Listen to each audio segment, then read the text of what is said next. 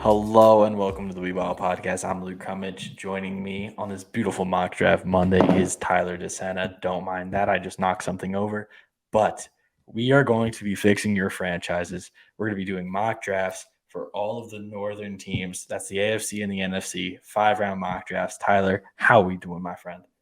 Doing good. We have 8 mock drafts today. If you are a team or a fan of a team in the AFC or NFC North, like Luke said, we've got you covered, and we are fixing your team. And all of you next year will be winning the Super Bowl individually. So, yeah, that's my personal guarantee. If your team does this, Yeah, if your team does what I say, you're going to win Super Bowl. If your team does what Tyler says, you're not going to win Super Bowl. But Tyler, my good friend, before we start, we have something that we need to say. So I'm going to let future Luke take over on this one. Sorry to interrupt this great episode of the Weeball Podcast, but we got a little something to help you all out. We have partnered up with the great people over at SeatGeek to give you guys $10 off your first order if you use code WeBall. SeatGeek is the number one ticket provider, and I know football's over, but you got the XFL, the USFL starting soon, and then the MLB and MLS start soon. Hockey season and basketball season are both in full swing. It's a big time for sports, and of course, there's always concerts going on.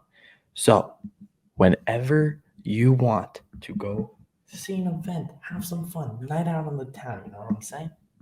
Use code WeBallPod, WeBallPod. All you got to do, first purchase, $10 off. Don't say we never did nothing for you. We appreciate you guys. Appreciate all the love. Thank you. All right, we're back at it. Let's get right into it. I will be taking over the Bears, doing Ryan Poles' job. And, no trades. So take that off your mind. But obviously, they're going to trade back. Because of the looming, alleged legal things going on with Jalen Carter, I went Will Anderson first overall. yeah, I mean, obviously the other premier defensive player in this draft. I still think Yeah. Jalen Carter will probably be fine by the time draft time rolls Oh, yeah. around. But I can't This do it is right now, this is as of right now. We're in the midst of whatever is happening with him. I get it. Will Anderson's that guy. And yeah, Will is a dog. Like Will is going to be very good in the NFL for a very long time. I'm not worried about the value at number one with Will Anderson. Like he's been the guy for 2-3 years at this point in the SEC. We're gonna go down. They obviously don't have their second round pick because of the trade for Chase Claypool. Speaking of wide receiver, I'm going to address that position right here, and I'm going to get someone who is very underrated here at pick number 53. I'm going with Tennessee's Cedric Tillman. Cedric Tillman was the wide receiver one on the team before Jalen Hyatt took over because Cedric Tillman went down. Then hurt, he came back to play because he saw his team at a shot at the national championship. Obviously, things didn't pan out. They lost to Georgia. They lost to South Carolina. Hooker goes down. Things don't really go their way. But I think Cedric Tillman is a better wide receiver than Jalen Hyatt. I like I don't think wide that's a receiver. crazy thing to say. We just saw the receiver drills at the combine, and as good as a 4.4 time is, Jalen Hyatt is a pure speed guy. And I don't know if you're looking for your pure speed guy to run a 4.4 when there are also receivers who can do everything else who run 4.4s. So Yeah. yeah, I think Cedric no, Tillman has some of the best hands in this class. I think contested catch wise, he stacks people up. Like he's gonna catch bodies. And I think it's a good pick here. I think it gives a reliable target for Justin Fields, who they're obviously going to be riding with. Then moving down the list to 64, we're going to address the D line. Obviously, we got an edge. We're good in that department. We got a wide receiver. So now we're going to go with Wisconsin's Keanu Benton at 64. I'm a huge Keanu Benton guy, like huge Keanu Benton guy. I think he's one of the most underrated guys in the draft. So yeah, I think that is a great pick for them. I think it addresses a lot of needs. Moving on, we're going to keep helping the offense, keep helping Justin Fields because that's what you need to do. I'm going with Tucker Kraft from South Dakota State. He had a good combine, not a crazy combine, but I think he's a skilled tight end. He can block, he can catch passes. That's really all you need in that offense. I'm going to just keep rolling. That was at pick 103, by the way. Pick 133, I am going with a little bit of a wild card. This guy, He's had some things going on. We don't really know what's going on with him. I'm going with Zach Evans out of Mississippi, Ole Miss. He's a freak, like just straight up. But there's some personality concerns which I won't get into. It all has to do with his recruiting. Who cares? He was in high school. Who cares?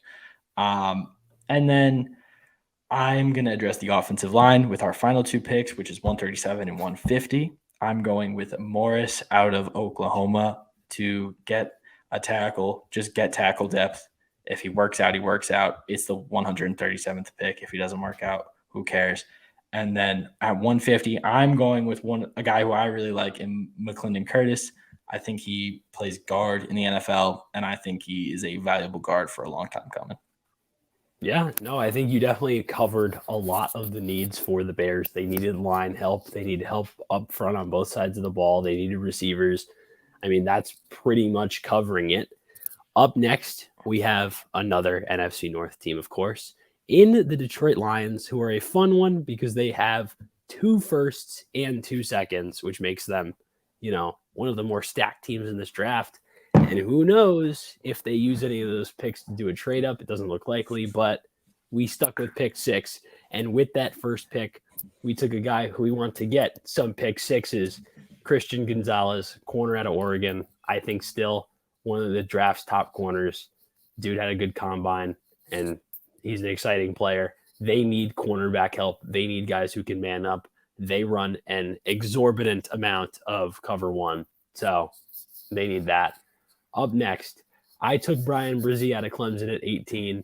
They needed a defensive lineman. Their defense, as you can see, needed a lot of help. Their offense was way too good last year to, perform as poorly as they did record-wise.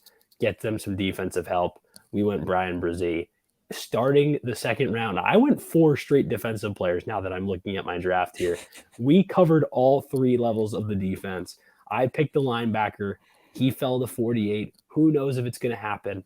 But if it does, you will have 3 premier defensive players joining the team. This time it's Jack Campbell, the linebacker out of Iowa. Big Jack Campbell. Everyone had questions about how athletic is he, and then his athletic testing comes back from the combine. Dude is a freak.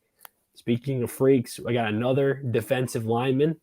I know this time it's an edge. What is up with you? We needed defense, man, and a lot of defensive players kept falling. It's pick 55. I took Derek Hall, edge out of Auburn. I feel like getting one more edge in that rotation, if Hutch takes a step, if Houston continues to develop, then you move Hall in there, and he has a little bit of versatility, and you're able to, kind of just rotate those guys out and get after the quarterback with the guys you got on the inside, with the guys you now have at corner. You could go from one of the weakest defenses in the NFL to one of the deepest with, 4 draft picks. Up next, pick 81. I know a lot of Lions fans want a quarterback early. They want to go take an Anthony Richardson, a CJ Stroud. But I gave you a quarterback later on that I think, you can hold on to. He's not going to play this season. Let him develop. Let him get better. I took Hendon Hooker out of Tennessee. You took Cedric Tillman earlier. Whoa. You took Cedric Tillman. I'm taking Hendon Hooker. Obviously had a strong last season. We don't know how much he actually can develop. He'll be 30 by the time he develops. By the time his rookie contract is over, he might be collecting Social Security, but that isn't the point. AARP. He is somebody who you can just hold on to and probably has some sort of starting potential, just maybe can get you a few games as a spot starter or maybe develop into something that you can play down the road. Last pick, the Lions don't pick after 81 for 73 more picks until 154. And with that last pick, I took a running back. Don't know the future on DeAndre Swift. He didn't have a great season last year. Jamal Williams obviously did. And I know they're hoping to retain him, but I believe he is a free agent. He is a free agent. So I took Chase Brown out of Illinois, who I think is just the quintessential Lion. You need those tough guys. I took a good amount of them. And I think that really rounds out a team that went from, borderline playoffs to might be looking to, contend in a weaker NFC North this year. All right. I think that's a pretty good draft. I think you just kind of straight up address the defense because they need depth. They need some sort of change on that defense, and you really ran with it. We're gonna move over to the Vikings. We're gonna go over to Skull. They lost to my Giants in the playoffs, so they're gonna be looking to kind of, fix their team up a little bit. And 5 picks, 5 of my guys who I really, really like. I don't think he'll be there, but the mock draft simulator had him there. Brian Branch, absolute dog. I think he fits the kind of New England corner very well. He'll play nickel. He's on the shorter side. He's not super short, but he's got a good bit of quickness, athleticism, and he's pretty And the smart. So I last think time, like just touching on it, the last time Brian Flores had an Alabama safety star slot corner guy, he traded him away because he didn't want to play in the box. Brian Branch, on the other hand, playing the box. not afraid of playing in the box. Puts his nose in there. And then I went with the Northwestern edge, Adebawore, who put up monster numbers at the combine. He might not be here at 87, but if he is, I feel like they would pounce all over that. And just really quickly, again, I have to butt in on him. That dude had such a freakish combine that the Ravens requested that he do linebacker drills at 280 pounds. So this is somebody that is being looked at as inside, outside linebacker at 280, which is just weird. The Ravens do these kind of things. The Ravens are freaks. I felt like I needed, and they like apparently a good freak. So all right, man, stop talking. It made me uncomfortable. But we're gonna move on to another guy who's an absolute freak. Julius Brents. Everybody who has watched this podcast or follows me on Twitter knows how much I like Julius Brents. Julius Brents is a dog. He's got a Giannis wingspan, not actually that length, but that's the level of athlete we're talking. That's the level of wingspan we're talking here. He had really good testing numbers for a guy his size, and NFL Network kept calling him Juju. I don't see anywhere on his socials that he goes by Juju, but Julius Brents, that's who I want. If I'm the Vikings, your cornerback room is completely fixed. You have Booth, Brents, and Branch, and it's a beautiful thing. 3 Bs, big baller brand. Moving on, they're probably getting rid of Adam Thielen. I hate to break it to you, Vikings fans. It's over. So go get a Cornhusker. Go get Trey Palmer. He ran a 4.33, which I knew he was fast. I didn't think he was that fast. He has crazy college production. I think he's going to be at least a decent player in the NFL. If not, he could be pretty good in the NFL. And lastly, this is a guy who I am so much higher on than everyone else. It's probably a bit of a problem how high I am on him. Keaton Mitchell, East Carolina running back. Dude is an absolute monster. He's got I think it was some crazy yards per carry. I forget the exact number, but it was ridiculous. It might have been 5 yards per carry. He's quick. He's athletic. He's got crazy footwork. I think he's super underrated, and he's kind of flown under the radar. I think he's going to be really good in the NFL. I really do. But that is all 5 of the picks for this Minnesota Vikings team, who is looking to make a bit of a push after losing in the first round of the playoffs. Yeah, and lastly, we have the Green Bay Packers. I liked your Vikings mock draft. I think you touched on a lot of things. Problem is, if I'm in control of the Packers, you're not getting Brian Branch for the Vikings. I don't think you're getting him anyways, but sure. But Brian Branch, I have going number 15 to the Packers, so a little bit of a duel there, considering, interdivision rivalry. I'm taking away Luke's players here a little bit, but I think that Branch fits what they need. They're going to cut Adrian Amos, who plays a lot, or not. Maybe I don't know if he's getting cut, if it's his contract's up. It seems like he won't be on the roster. They need somebody to complement Darnell Savage, and I think that Brian Branch can be that guy. You can play him, like you said, in the nickel, up high, down in the box. This is a guy that can move around, and they like that in that Green Bay defense.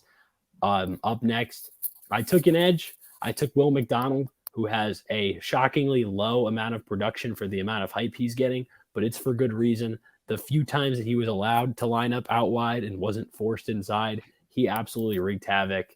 And I think that that's somebody who could, fix a lot of the problems that Green Bay has at edge. They need another rotational guy, and he can evolve into even more than that. Up next, I have a tight end. Green Bay loves their third round tight ends, but I'm taking another one. This time, I don't even know if he's going to be at this point, but he fell. He had a really strong combine. It's Sam Laporta from Iowa. I think that that's somebody that, if Aaron Rodgers is gone, Jordan Love needs some weapons. That's somebody who can get the ball out in space. He's athletic. He breaks tackles. Not much else I can say there. I got another weapon for Jordan Love right after that. Fell to 116. A receiver who is flying under the radar. Not a lot of people are talking about him. He did not perform at the combine. Parker Washington from Penn State. I think that, get somebody with surefire hands, get him with Jordan Love, continue to work on those young receivers.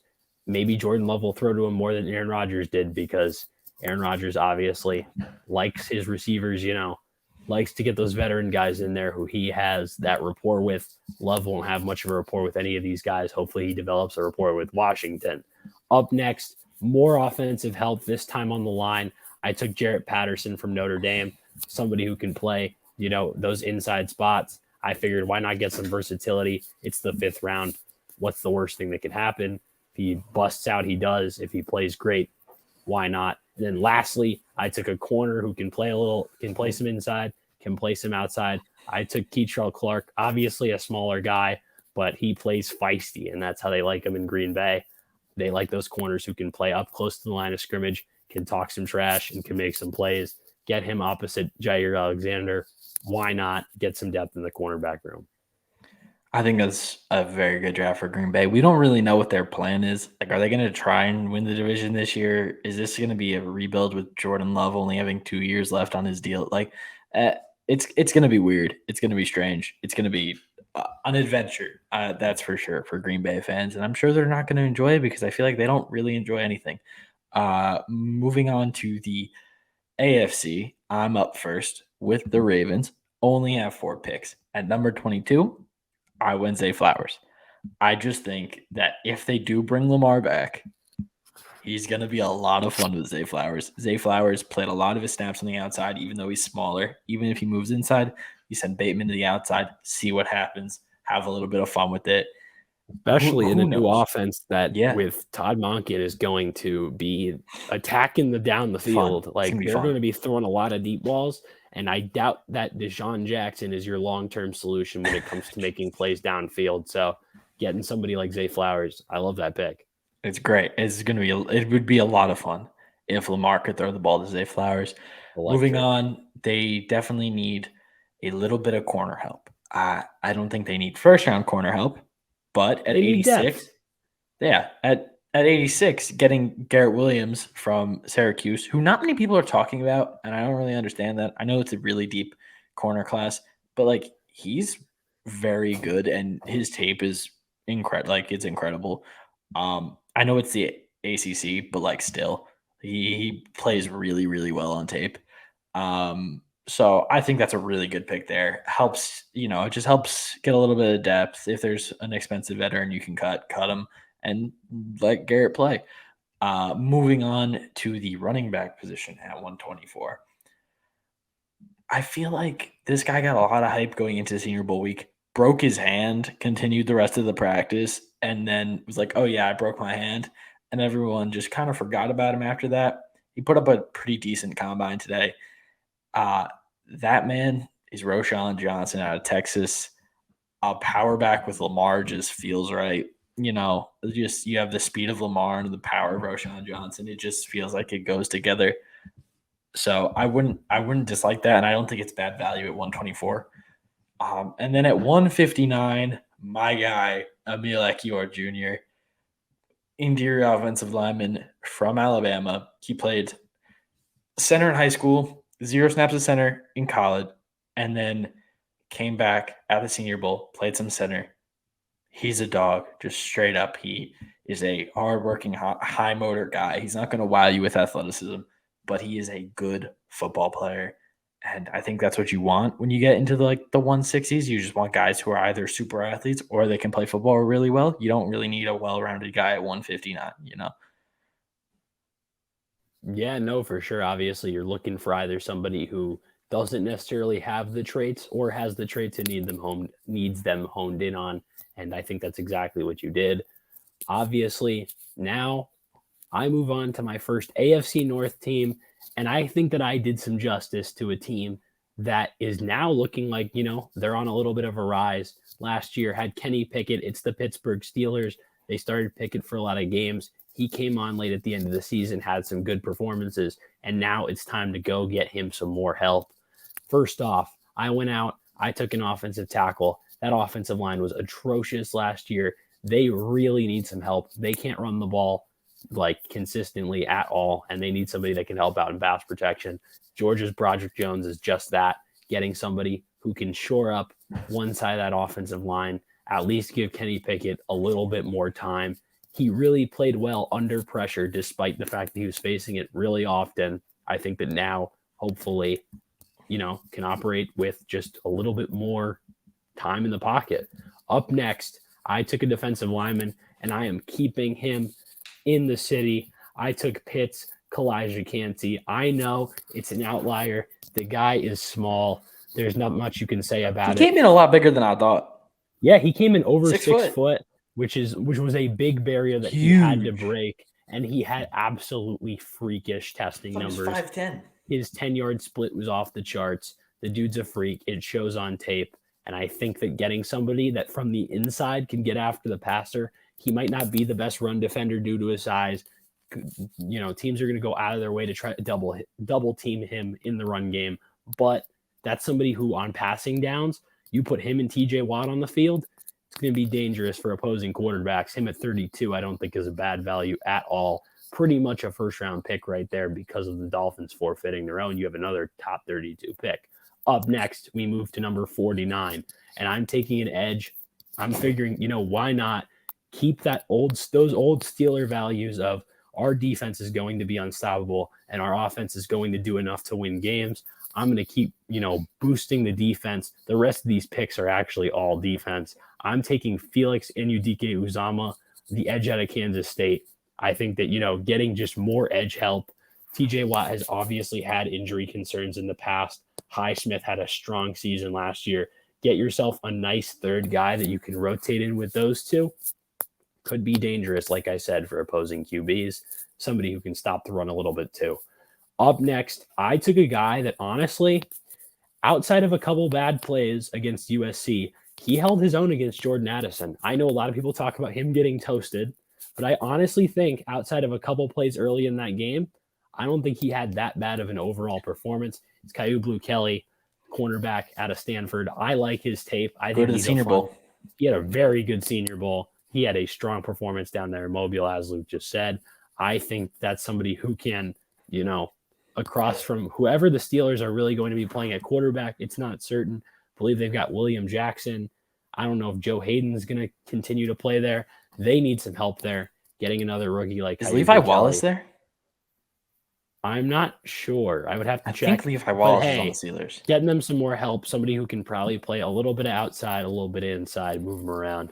And then lastly, I took a linebacker. I figured you want to get big. That's what they do in Pittsburgh, man. Get some big guys. I figured let's go get somebody who has a little bit of versatility. They like it on that defense. They've got guys like Minkah Fitzpatrick who can play just about anywhere. Now we're going to get somebody at the linebacker position who can do a similar thing. It's DeMarvion Overshown out of Texas, somebody who is just big, physical, and an athlete, man.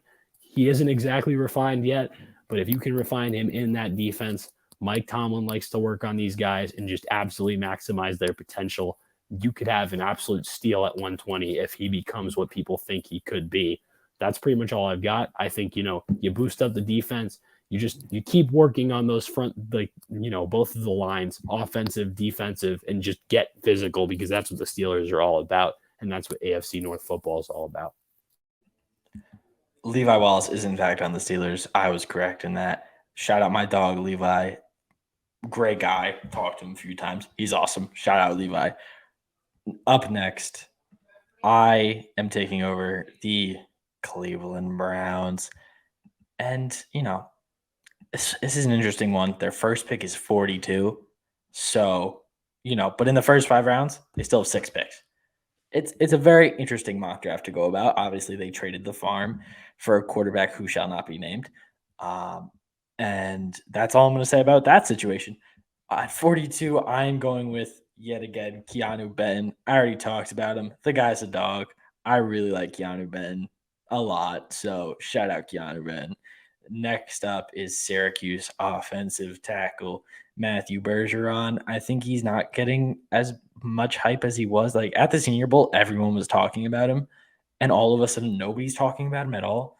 I really don't know where he's going to go. If he is at, 98, that's not a bad pick by any means. I don't hate that for Cleveland. And then, as Tyler said earlier, this is a wide receiver who is being undervalued, not talked about, which understandable. I feel like even mainstream media, we just haven't heard bro's name in a while, and that is Parker Washington.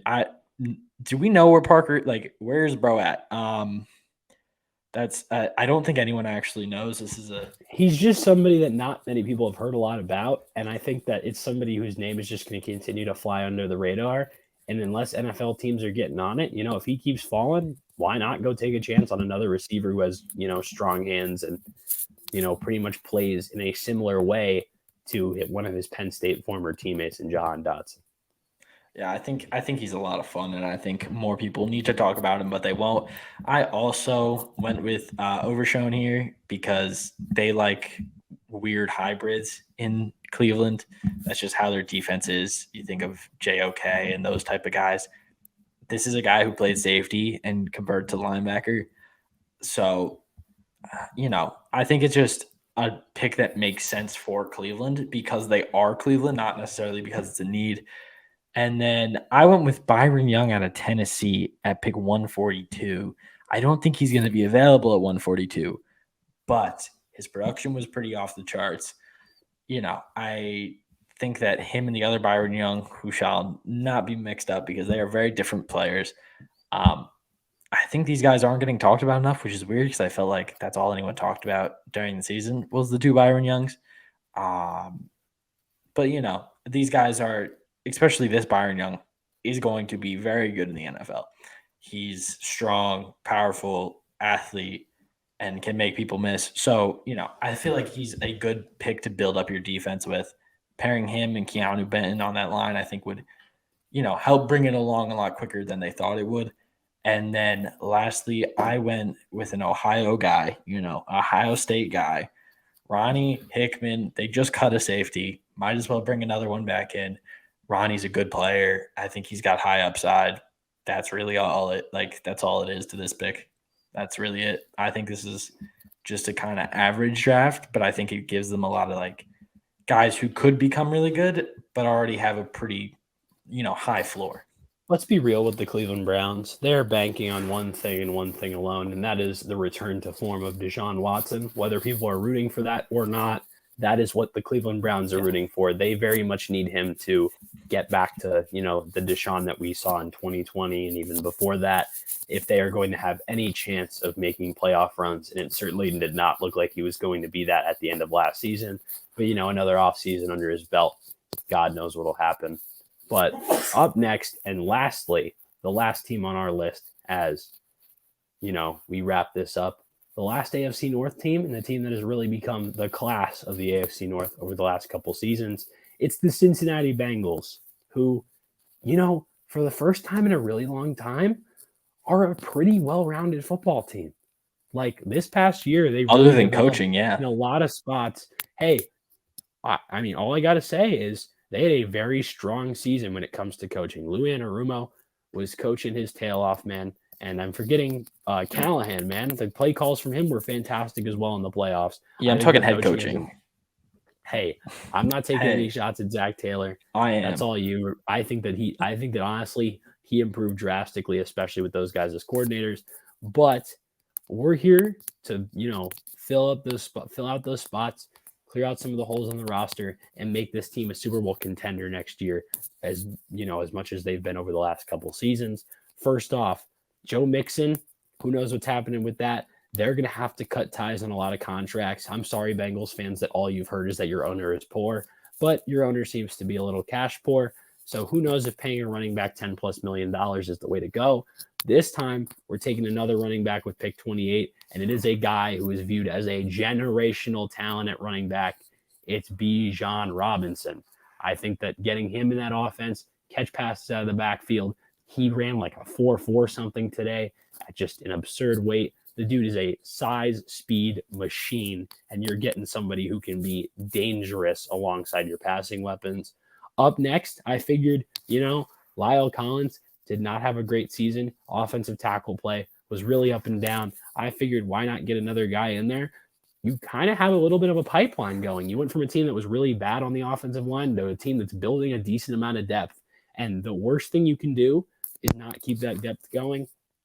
I'm attempting to keep it going right now. I'm taking Jalen Duncan, the offensive tackle out of Maryland, who I remember specifically had a very strong day one of the Senior Bowl, and just some really strong performances against what were some very good edge rushers down there in Mobile. So, hey, go get Jalen Duncan. Maybe he can develop into something special for you. Up next, another guy that is replacing somebody you might lose, but I don't think that you have to be spending, necessarily a first-round pick on him. To replace him. You spent a first-round pick on a safety last year. You don't want to do it again necessarily. We have Jamie Robinson from Florida State. Of course, a little bit of Knowles bias right here, but getting somebody who can play a lot of spots, can play in the box. That's a lot of what he did at Florida State, was coming off the edge a little bit, playing in the box, playing some nickel, somebody who you can move around and can play just about any spot. We were talking about it with Brian Branch. This is somebody who can do some of the things that Brian Branch can do. Obviously not the same level of prospect, but you don't exactly need to go out and get a superstar. You've got some guys at safety who you like already. Up next, I figured, hey, we're just going to keep all these pipelines going. We've got a lot of good players, but the best thing you can do is build depth in spots you're good at. The Bengals are not bad at much, so let's go out and keep them good at what they're good at. I went out and I got Byron Young, the other Byron Young, out of Alabama with pick 131. Again, not sure if he's going to be there around there, but I think that getting somebody like him who can go out of can make plays in the running game. You already have DJ Reader, somebody who can play inside and just go out and make plays. You don't have to keep DJ Reader on the field constantly. I think it would be big. Last, but certainly not least, we've taken a lot of tight ends here, and I think I'm taking one more. This time, I'm keeping a Cincy guy in town. I'm taking Josh Wiley. I figured, we kind of want to do some of these homery picks, keep these guys in town. I did it with Kalijah Cansey, and I figured you guys might need a tight end. Who knows what's going to be happening with, Hayden Hurst. They could use a backup too. Why not go get Josh Wiley? Again, keep those pipelines strong. That's how you turn a team. That's how you turn your team from a team like the Rams, who went out and won one Super Bowl, to a team like the Patriots, who can go out and appear in 5. I think that we fixed 8 franchises, and all 8 are going to win the Super Bowl next year, and next year only. So, because we have to do this again next year. I'm just saying, I don't know how some of you teams are going to share these players. I know some of you are going to have to go out of your way to maybe Brian Branch has to play all the home games for one team, all the road games for another team. Hey, Packers, Vikings, you'll figure it out. But yeah. Same with Keanu Benton. I took him twice. So that's going to be interesting. But that's going to be it for us. We will have an episode this Friday. So no more once a week. It is draft season. It is grind season. We are going to have an episode out Friday. That is going to be our top 5 wide receivers and 2 wild cards. Get a little fun in there, But thank you guys for watching. Thank you for supporting us. That is all the info you need on us down there. And subscribe, comment, do all that great stuff. If you're listening on Spotify, it's 5 stars, but if you don't want to put 5 stars, whatever you have to say it with your chest. That is going to be it for the We Ball podcast, and we will see you Friday.